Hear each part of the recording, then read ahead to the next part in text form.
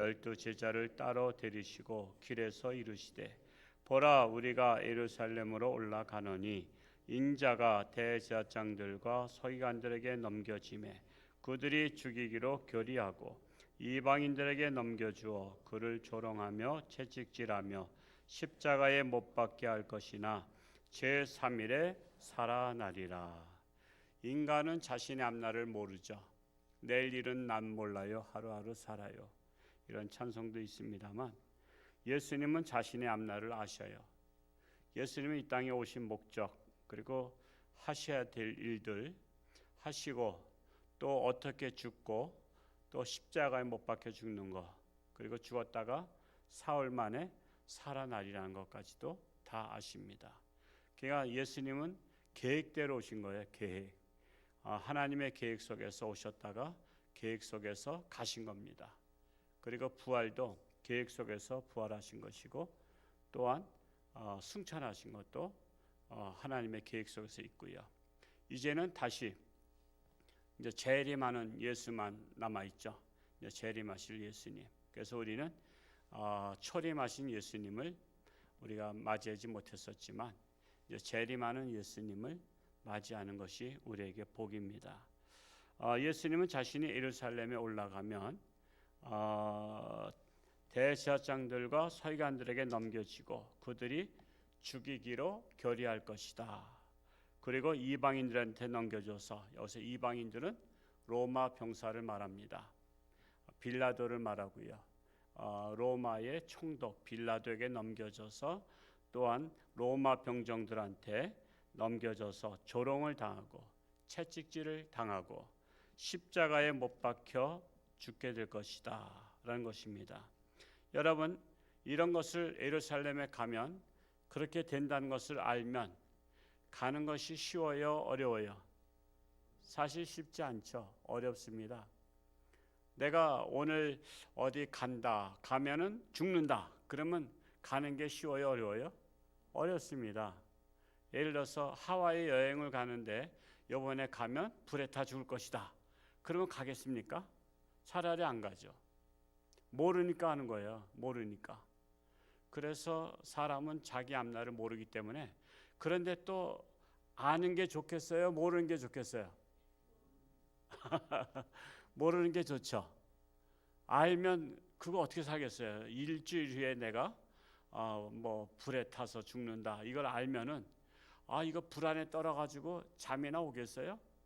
그러니까 하나님께서는 마지막까지 우리 앞날을 모르게 하셨어요. 그래서 마지막까지 우리는 편안하게 살게 된 것입니다. 이 말씀은 오늘 말씀은 사실 마태복음 16장 21절에서 24절에도 언급하고 있었어요. 그래서 그때는 예루살렘에 가서 이렇게 고난 받는다, 그리고 죽는다 했더니 그 중에 예수님을 제일 사랑하던 베드로가 뭐라 했어요? 올라가지 마소서. 그러면 가지 맙시다 그랬어요.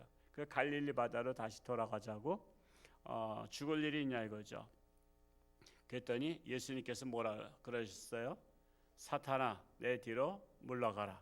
너는 나를 넘어지게 하는 자로다. 이렇게 호되게 야단맞았습니다. 자신이 죽어야 인간의 죄의 대가를 치른다는 거야. 예수님은 이 땅에 죽으러 오신 것은 인간의 죄를 대신 치르기 위해서 오신 거예요. 그냥 모든 인간을 죄를 대가를 치르시지만은 그러나 그 효력은 누구한테 있냐면 믿는 자들에게. 예수님이 내 죄 때문에 오셨고 내 죄를 사하셨다는 것을 믿는 자들에게만 효력이 있는 것입니다. 믿지 않으면 효력이 없어요. 그러니까 믿음이 중요한 거예요.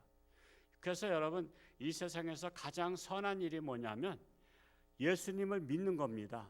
믿는 거예요.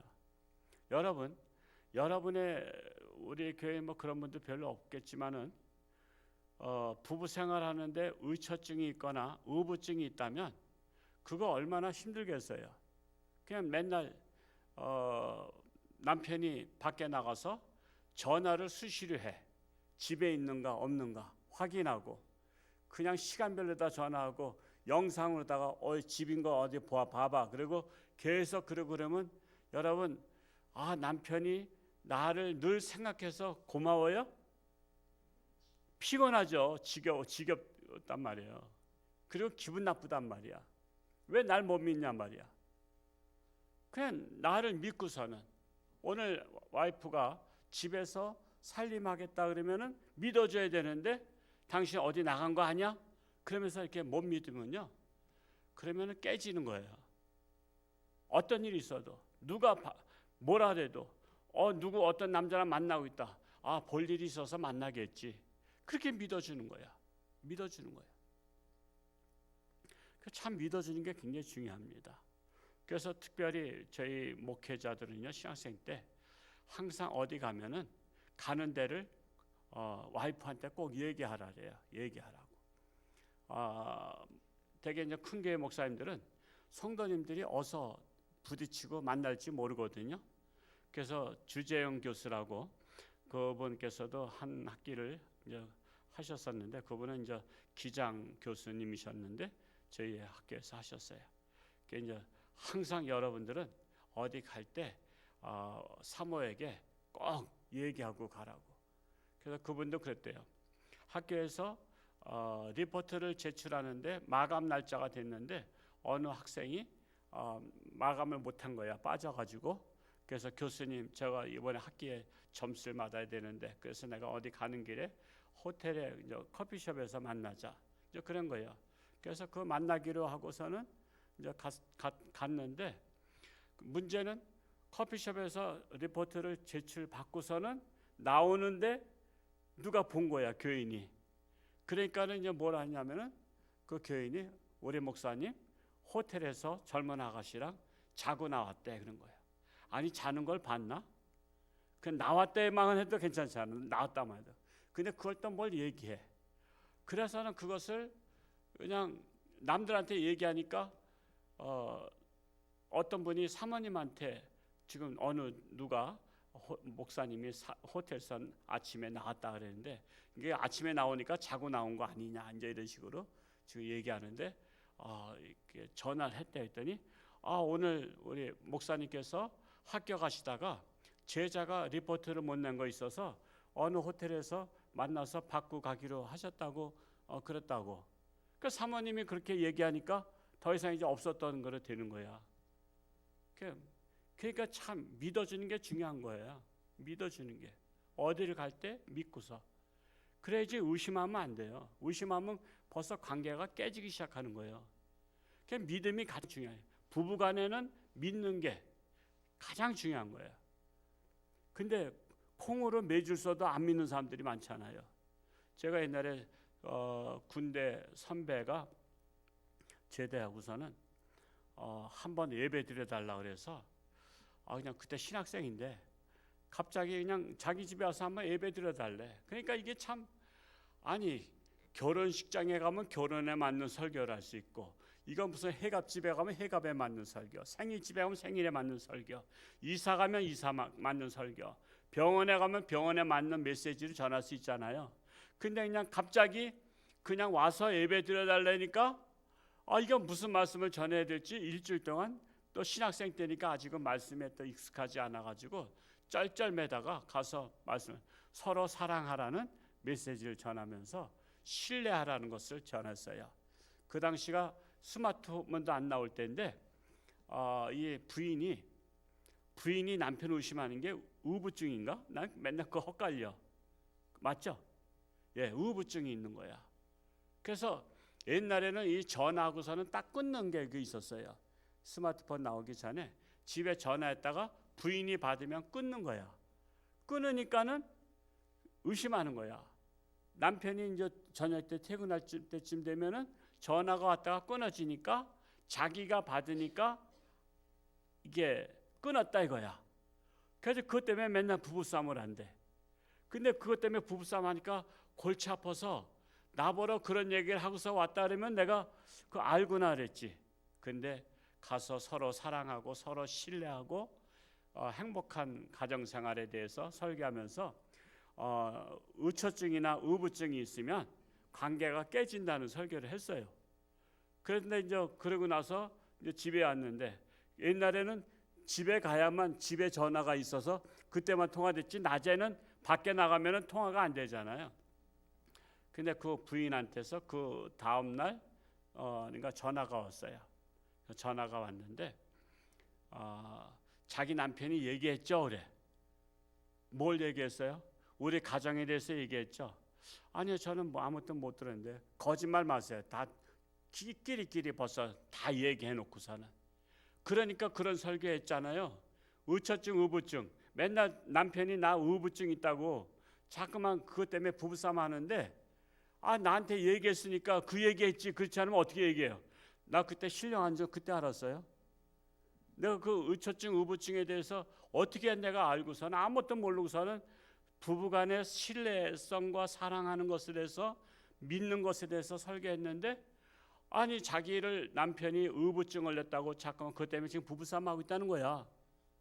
그러니까 남편도 골치 아프니까 말은 못하고 나한테, 제가 1년 후배였는데 같은 나이지만 1년 후배였어요. 근데 와서 한번 예배 드려달라 그래서 저는 그냥 뭘 해야 될지 모르는데 하여튼 했는데 남편하고 미리 사전에 짜고서는 설교했다는 거야. 그러니까 그건 아니에요. 근데 중요한 것은 믿는 게 중요한 거야. 믿는 게. 우리는 예수님을 믿는 게 중요해요. 예수님은 내 죄를 사해 주셨다. 그리고 예수로 말미암아 구원을 받으리라. 착한 일에서 구원받는 거 아니에요. 착한 일 아무리 많이 해도 믿지 않으면 아무 소용없어요. 여러분도 아마 믿는 사람을 좋아할 거예요. 여러분은 나는 그 사람 믿어. 나는 그 사람이 어떤 뭘 해도 나는 믿어. 그런 사람을 좋아하지 믿지 않는 사람 여러분 좋아하지 않을 거예요. 그래서 우리는 서로 믿는 것이 중요하다. 우리 홍천주님께서 서로 신뢰하고 우리는 서로 신뢰하고 믿는 훈련을 하는 거예요. 가정에서도 믿는 거예요. 이랬든 저랬든 난 너를 믿는다. 자식들도 믿는다. 믿어주는 거예요. 남들이 뭐라 해도 나는 너를 믿는다. 네가 앞으로 잘 될 줄 믿는다. 그러면서 믿는 것이 중요합니다. 그래서 오늘 이 말씀도 그거예요. 예수님께서 이 땅에 오셔서 인간의 죄를 대신 지시기 위해서 예루살렘에 가셔야 되는 거예요. 그리고 많은 고난 받으셔야 되고 죽으셔야 되고 부활하셔야 되고 승천하셔야 돼요. 그게 예수님께서 주어진 우리 이 땅에 오신 사명입니다. 그래서 첫 번째로 마태복음 16장에서 베드로는 그걸 모르기 때문에 가지 마시옵소서, 그래서 사탄아 내 뒤로 물러가라 했었는데 오늘 20장에서는 두 번째 또 말씀하시니까 그 원리를 아니까 이제는 가지 마시옵소서 한 게 아니에요. 이제는 주님 뜻대로 하옵소서 이렇게 한 것입니다. 하여튼 우리가 살아가면서 정말 주님을 전적으로 믿는, 신뢰하는, 어떤 일이 있어도 흔들리지 않는 우리 모두가 될 수 있기를 축복합니다. 할렐루야. 고맙고 감사하신 아버지 하나님, 참으로 우리는 예수님을 믿습니다. 세상 사람들은 믿지 않습니다.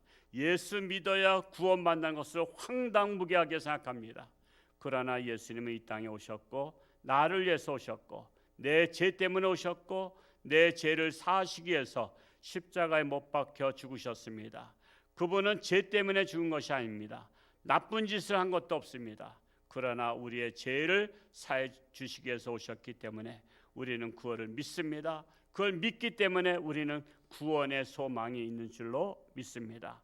어떤 시련과 어떤 유혹이 온다 할지라도 우리는 일편단심, 오직 주님만 바라보며 주님만 의지하며 믿으며 나아갈 수 있는 담대한 신앙을 허락하여 주옵소서. 오늘도 저들의 삶 가운데 하나님께서 동행하시고 저들의 간절한 기도를 들어 응답하여 주옵소서. 예수님의 이름으로 축복하며 기도하옵나이다. 아멘.